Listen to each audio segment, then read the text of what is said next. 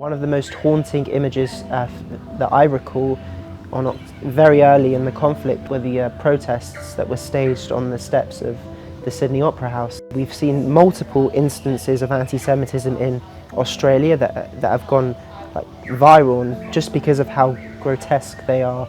The attacks on Jewish people, an incident of an Israeli person having a video call with two nurses, and the sort of language and the sort of dehumanization that they had exhibited towards this Israeli person is truly appalling.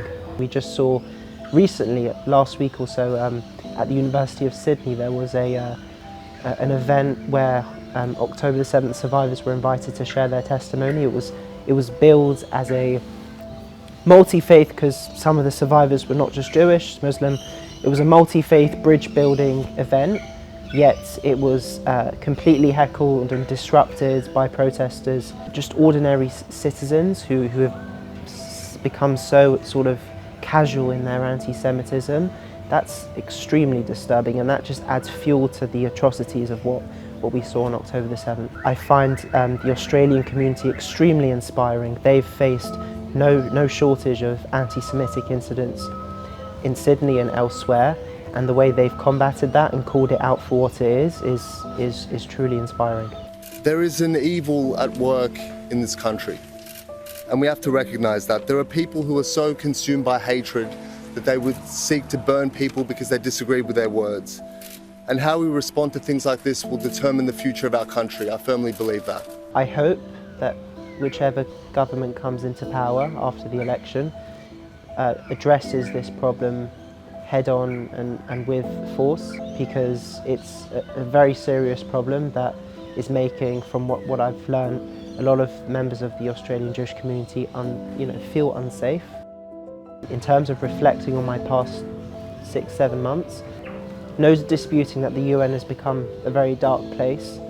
There are some agencies within the United Nations that do a lot of harm, sometimes much more harm than good. It's one thing for the representatives to present a narrative, one that's counter to what other countries and other experts are presenting, but I think there's another thing of bringing hostages, recently released hostages and families of hostages to the United Nations to share their harrowing testimony firsthand, and that's something that we've been doing quite a lot of, especially because the UN didn't come to these people when they were held in captivity. I think Israel's position has been very clear that Israel never started this war.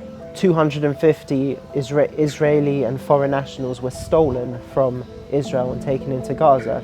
And the foreign nationals bit is the important bit, because that involves many member states of the UN.